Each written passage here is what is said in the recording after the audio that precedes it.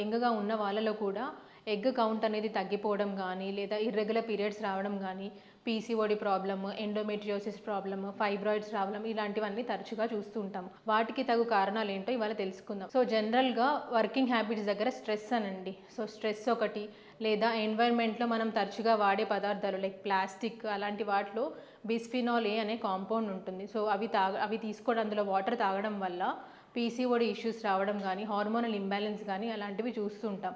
So, అదే కాకుండా వాటితో పాటుగా మనం హౌస్ హోల్డ్ యాక్టివిటీస్ లైక్ ఇంట్లో వాడే పదార్థాలు అంటే బాత్రూమ్ క్లీనర్స్ గానీ, ఆర్టిఫిషియల్ రూమ్ ఫ్రెషనర్స్ గానీ, పర్ఫ్యూమ్స్ గానీ ఇలాంటి ప్రోడక్ట్స్‌లో మనకు components like phenol components, phthalates, parabens ఇలాంటివన్నీ చూస్తుంటాం. ఇలాంటివన్నీ వాడడం వల్ల మనకు బాడీలో ఉన్న హార్మోన్స్ అనేవి ఇంబాలెన్స్ అయిపోయి వాటి వల్ల లైక్ డిజార్డర్స్ లైక్ పీసీఓడీ కానీ, ఎగ్ క్వాలిటీ తగ్గిపోవడం కానీ ఇలాంటి ఇష్యూస్ అనేవి మనం ఫ్రీక్వెంట్‌గా చూస్తున్నాం.